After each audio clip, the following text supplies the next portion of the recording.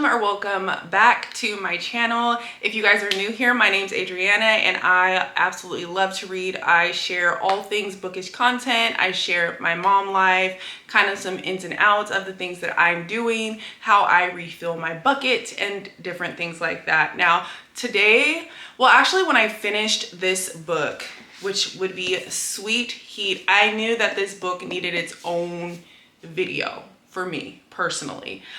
But I decided to wait. And so before we get into how I felt about this book, I just wanted to say, if you had been looking for a video from me, I did post on here that I would not be posting a video for the entire week. And that is because I have been dealing with a lot of anxiety. I actually decided to delete all social media off of my phone and take a break from filming. I actually kind of slowed down on my reading and just to be completely honest, we're gonna have some really finicky lighting because it's midday and my room is the back of the house.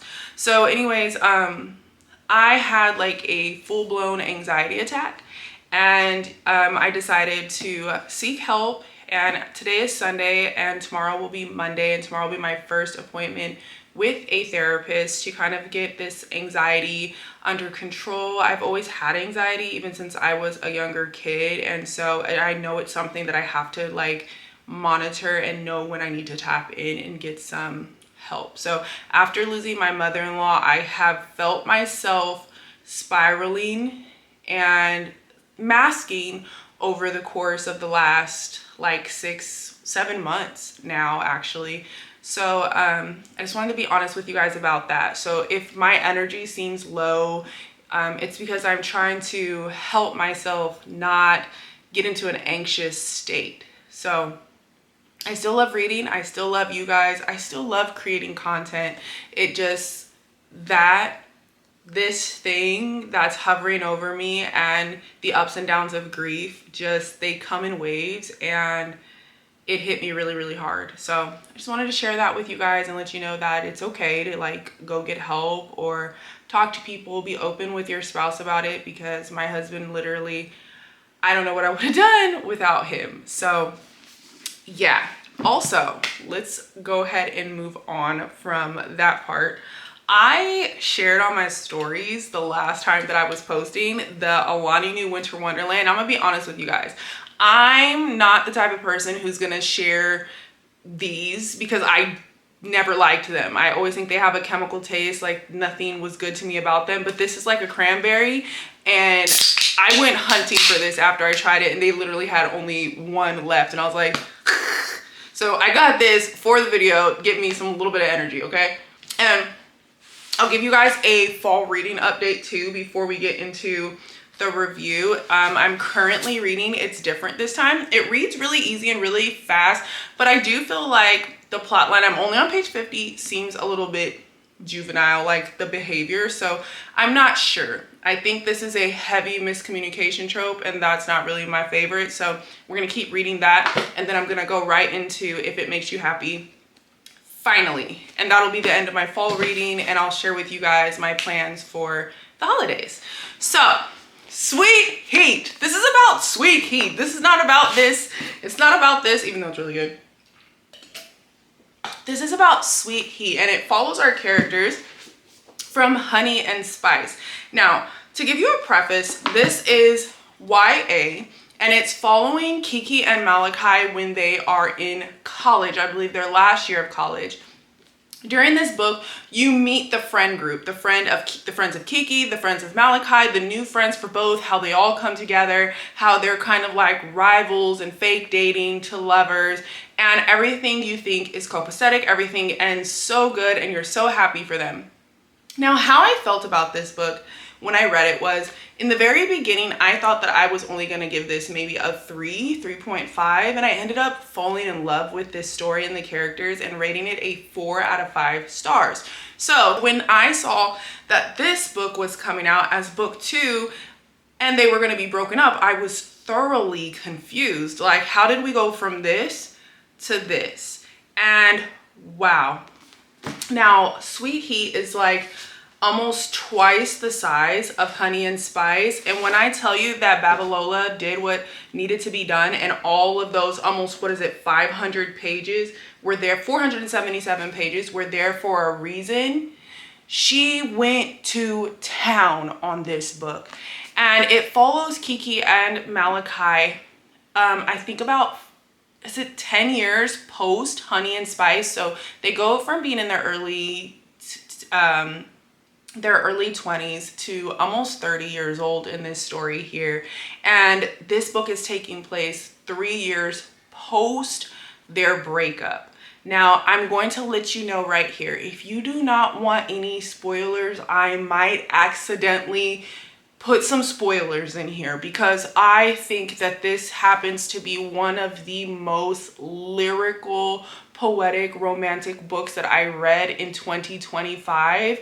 And I have never ever regretted not annotating and writing in a book as much as I do with this book here.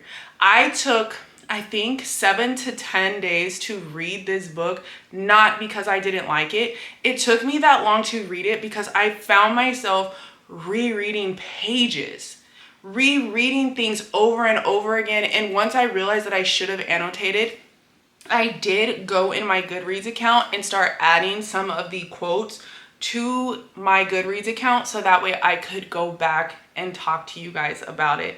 This book is, dare I say, one of my 6-star reads. I felt so emotionally connected to the characters, not just Kiki, not just Malachi, but the entire friend group, and how it was fleshed out and how everyone is going through something that's part of like the original main core characters. So I would say Kiki, Malachi, her friend Shanti, which is the one who's getting married. I believe it's Shanti who's getting married. And then his friend as well, Kofi. And they're just seeing Shanti is the one who's getting married and understanding all the emotions and how it's causing her to change and how it's affecting her relationship with Kiki. That was a great additional plot line to add in there. I felt like it's important to talk about how there may be some differences that cause discomfort in friendship, but that didn't cause them to end their friendship. There was a resolution in that. There was great communication between them in that towards the end of the story, and you can see her progressively becoming a bridezilla over time and it affecting Kiki, and how just because it was her wedding, how she really didn't pay attention to how she was affecting the other people around her. And I really enjoyed that simply because it's true that, I mean, like, that happens, but in this day and age, we are so quick to just end friends. Boundaries, we like to call them boundaries, to cut people off over the littlest things without figuring it out. Even now, I am not for abusive friendships, but for you to cut someone off of the itty bitty little things is absolutely ridiculous. Like, our parents, they did not do that. And it wasn't always about it being unhealthy. Like, right now, it's just like, if you feel the slightest discomfort, it's like, oh, I'm gonna cut them off. So not seeing that happen, I think, was really, really great to put that in a story in this day and age. Now, let's talk about Kiki and Malachi, because we're like already 10 minutes in almost, and I know we're not even at Kiki and Malachi. Kiki has found herself getting to where it is that she wanted to go, and that being stripped away from her and essentially whitewashed, essentially trying to remarket what it is that Kiki created and make it more mainstream. And she had to come to the decision to let something that she grew and just let it go.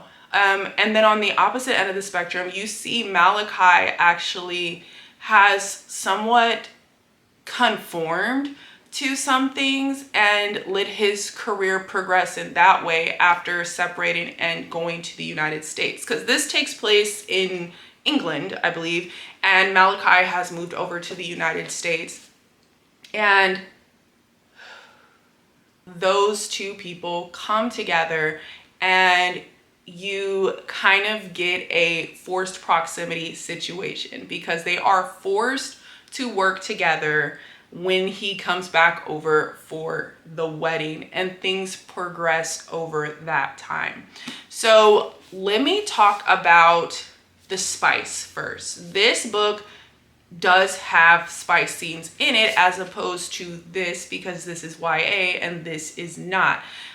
The spice scenes in here are very, very detailed, but not really vulgar, but realistic. It's really hard to explain. You would have to read them for yourself, but they were beautifully written, even in the moment. The very first one happens kind of just on a whim. And when it happens, I still feel the pain in Kiki.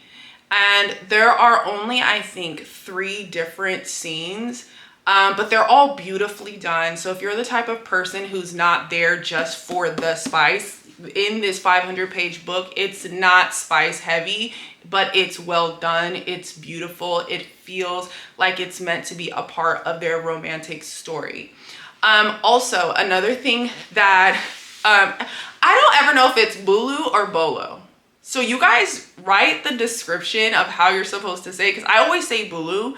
But you guys tell me. I apologize if I'm saying this wrong, but the way that Bolu writes Kiki's thoughts, her expressions, the past, the present, we are getting this story in the present, and we are in Kiki's mind and in her memories in the past as well. We're having this duality of understanding who Kiki is as an adult and who Kiki was while she was growing. So whenever there's an experience there, even from the very first few pages, you have Kiki thinking while something's happening, and how the emotions that she feels in each moment came to be based on the experiences that happened off the page.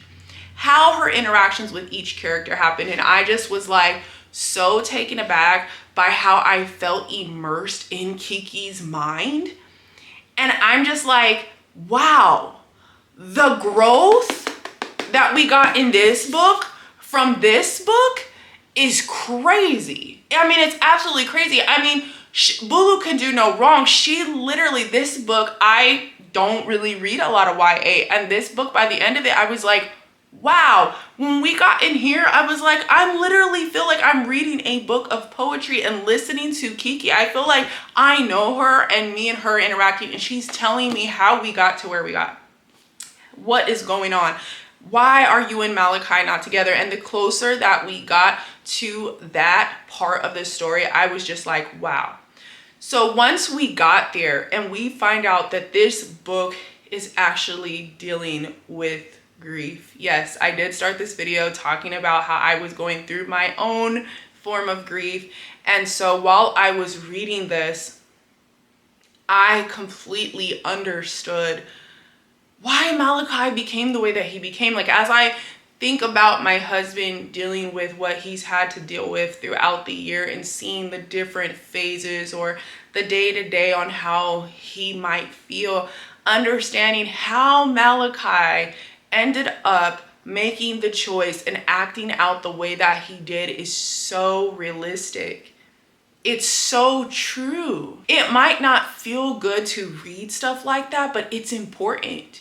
It's important because we're all going to face grief. We're all going to interact with people who are experiencing grief. And it's so important to see how it feels through someone else's lens and how it can affect relationships. Because what happened to them and how they ended up splitting, I'm not going to spoil it and go into too much detail. It really didn't have to happen. It didn't have to happen, because even as the person on the outside, not the actual child or grandchild or sibling of the person who has passed on, the people who are interacting with the people who have lost people are also experiencing a sense of grief. They're losing the person that they had before because that person is no longer the same, right? Like, that person is forever changed, and you don't know how to interact with that person because you were interacting with someone else. So it's just so in depth. It's just so beautiful. And you cannot go into this just thinking it's a cutesy romance. There's just so many layers to this book. It's absolutely crazy. As you see, I don't ever sit down and do a book its own video. Like, I never do that. And I definitely felt like I needed to do that with this book. Okay, so we're gonna go on to Goodreads, and if you follow me on Goodreads, you would have already saw me making notations and following along with how I was reading it, how long it took me. If you're not following me on Goodreads, it's always down in the description below. You can follow me on there. You can follow me on Instagram, follow me on TikTok. I won't be as active on my socials right now until I get the anxiety under control, but you can definitely follow me. So let's see. My first update was at 23%, which is on page 116, and I put yearning with exclamation points. So I want to go to page 116, and yearning, I remember this clear as day without even reading this. This is the moment that Kiki saw Malachi for the first time, and she just couldn't even look in his direction. So it says, Amina has now noticed Malachi and immediately glances back at me, eyes huge with slight alarm and hefty concern. And I am reminded that I need to speak. Effing speak, Kiki. I use my anger to melt down the blade in me, pour it over my voice so it sounds firm. And I focus on anyone but the someone. I was saying, it takes some bravery to hold on to something as big as what Amina and Kofi have. To not let it go. Not everyone has what it takes. Oh, okay, so it's not Shanti, it's Amina. I totally messed that up. So that's who's getting married. I flick a look across the room now. Malachi's face is a placid lake, but the corners of his lips twitch, perceptible only to those with the knowledge of what that mouth can do. So let's make a toast. I raise a wobbly hand, but keep my voice steady because my heartbeat ain't, and my knees ain't, and my brain definitely ain't, so somebody has to be. To Amina and Kofi, and to not letting go. Unfortunately, my gaze, rebelling against my restraint, snaps to Malachi's as his lips mouth to not letting go. He drains his flute and shoots me a look that's just as empty. And it's that feeling of like knowing you're in the presence of a person and them just bringing something out of you, this connection, this soul connection that you can't even think straight. Your mind is so distracted. You don't even have to actually see them. You feel them walking in.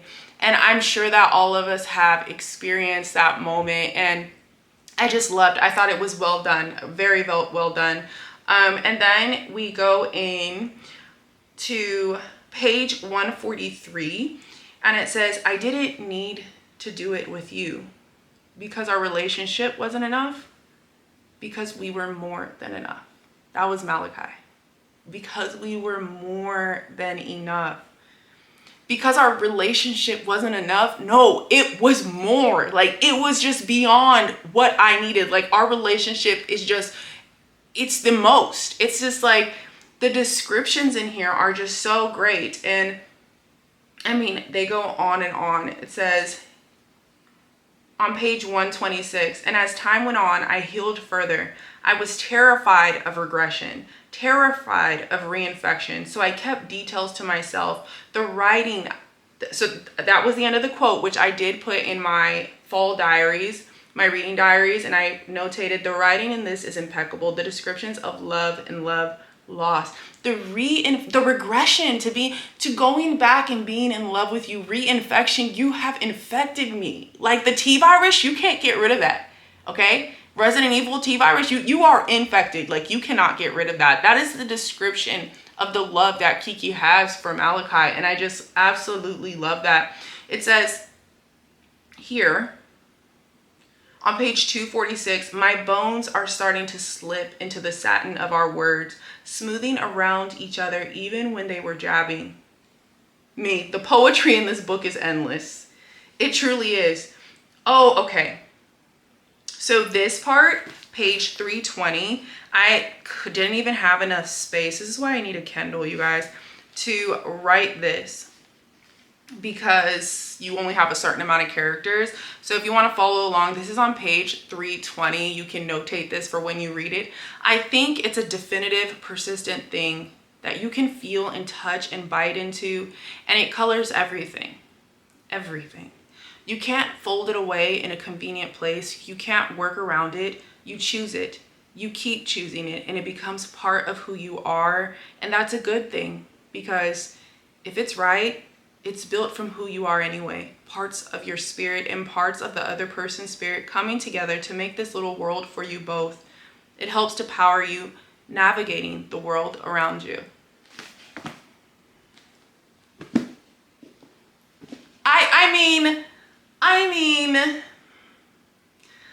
I mean, come on now. So even here I have on page 328, which is a few pages after that, after they're talking back and forth, we have a quote here. Malachi Scotch, you're playing a very dangerous game. If you can guess it, that is entering into a spice scene. A very, very delicate, beautiful one. And then this is like, oh my gosh, another one. Page 346, the flavor deeper. Something that lasts, has different lives. And this wasn't even Kiki or Malachi talking. Another one on page 373.